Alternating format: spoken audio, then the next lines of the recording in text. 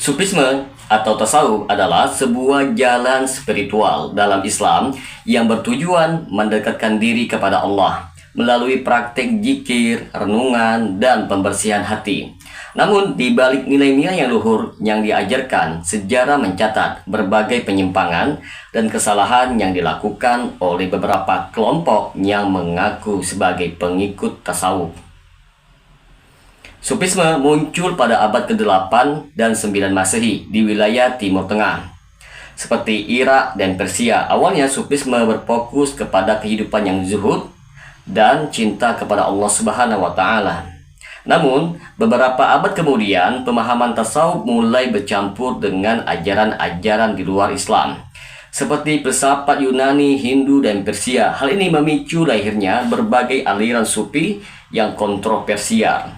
Bagi teman-teman sekalian yang penasaran dengan kelanjutan dari pembahasan video kali ini, maka tonton terus video ini hingga selesai agar kita menemukan fakta yang sebenarnya.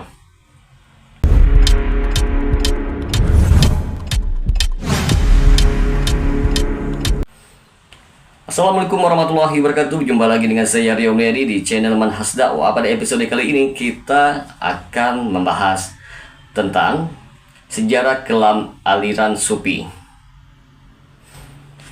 Teman-teman sekalian, di antara faktor yang mendorong penyimpangan aliran sufi adalah yang pertama, pencampuran filsafat asing.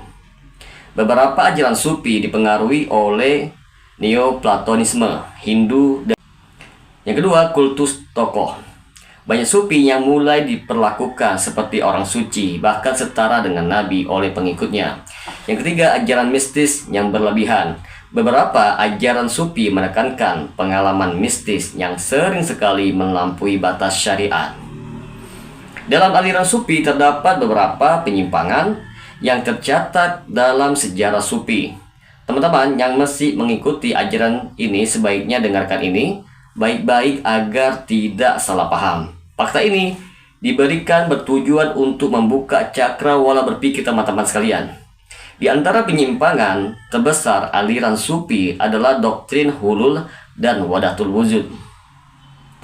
Hulul ialah keyakinan bahwa Allah dapat berinkarnasi dalam tubuh manusia. Doktrin ini ditemukan dalam ajaran Al-Halas, seorang sufi yang terkenal yang dieksekusi pada abad ke-10 karena pernyataan kontroversialnya, Ana al-Haq, yaitu aku adalah kebenaran. Sedangkan wahdatul wujud merupakan konsep yang diajarkan oleh Ibnu Arabi yang menyatakan bahwa segala sesuatu adalah manifestasi dari Allah Subhanahu wa Ta'ala. Pemahaman ini dianggap menyimpang karena mengaburkan batas antara Sang Pencipta dan makhluknya. Teman-teman sekalian, sufi banyak menyalahgunakan ritual dan zikir. Beberapa kelompok sufi memperkenalkan ritual yang tidak memiliki dasar dalam syariat, seperti tarian whirling dervishes, yaitu praktik menari untuk mencapai ekstase spiritual yang dipopulerkan oleh aliran Mevlevi.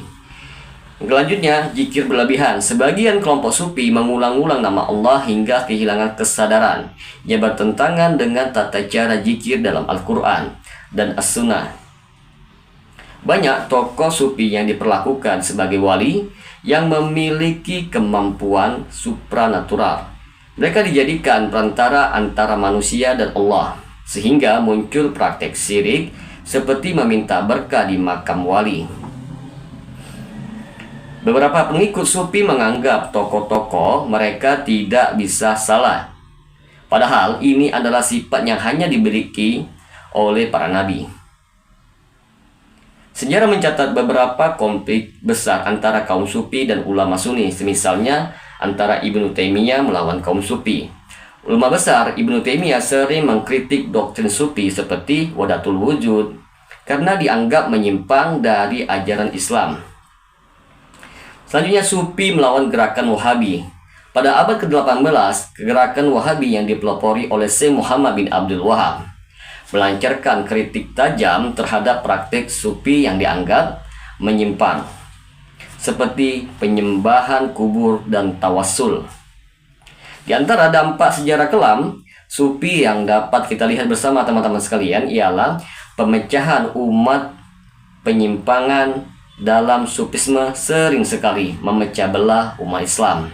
Banyak kaum muslimin yang bingung antara ajaran Islam yang murni dengan tradisi sufi yang penuh mistisme. Seterusnya, penyalahgunaan kekuasaan. Pada masa-masa tertentu, beberapa tarekat sufi menjalin hubungan dengan penguasa untuk mempertahankan pengaruh mereka. Hal ini sering sekali mengarah kepada korupsi dan penindasan. Tidak ketinggalan juga bahwa sufi melakukan distorsi ajaran Islam.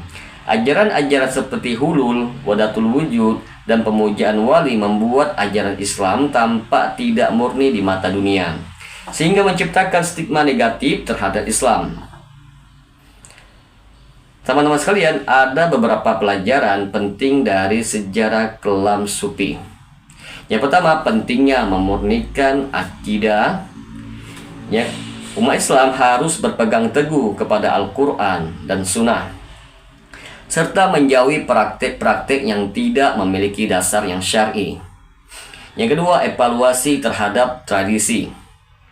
Tradisi yang berasal dari luar Islam harus ditinggalkan jika bertentangan dengan ajaran tauhid dan syariat. Yang ketiga, menjaga persatuan umat. Meskipun terjadi perbedaan pandangan, umat Islam harus tetap mengedepankan persatuan dan dialog untuk menghindari konflik yang berkepanjangan. Maka dapat kita simpulkan di sini teman-teman sekalian, bahwa sufisme memiliki sisi positif dalam memperdalam hubungan spiritual dengan Allah. Namun sejarah mencatat bahwa beberapa kelompok sufi telah melakukan penyimpangan serius dari ajaran Islam. Dengan memahami sejarah kelam ini, umat Islam dapat mengambil pelajaran agar tetap berada di jalan yang lurus sesuai dengan Al-Quran dan Sunnah. Sufisme sebagai salah satu tradisi spiritual dalam Islam telah memberikan kontribusi besar dalam bidang pengembangan akhlak dan pendekatan personal kepada Allah. Namun sejarah mencatat bahwa sebagian kelompok sufi telah melakukan penyimpangan dari ajaran Islam yang murni. Penyimpangan ini muncul akibat pengaruh eksternal seperti filsafat asing dan interpretasi berlebihan terhadap konsep spiritual seperti hulul dan wadatul wujud. Praktik-praktik ritual tertentu yang tidak memiliki dasar yang syar'i, kultus terhadap tokoh sufi, dan kerancuan konsep tauhid telah menimbulkan dampak yang negatif, termasuk pecahnya persatuan umat Islam dan munculnya konflik internal. Kritik dari ulama Ahlussunnah seperti Syekhul Islam Ibnu Taimiyah terhadap penyimpangan ini menunjukkan pentingnya pemurnian akidah agar tetap sesuai dengan Al-Quran dan As-Sunnah. Dengan mempelajari sisi kelam dari sejarah sufisme, umat Islam diharapkan dapat lebih kritis dalam mempraktikkan tradisi keagamaan.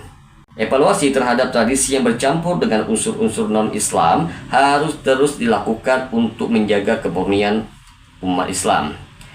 Pendekatan ilmiah dan dialog konstruksi menjadi kunci dalam menjaga keseimbangan antara penghormatan terhadap warisan sejarah sufi dan komitmen terhadap ajaran tauhid yang lurus.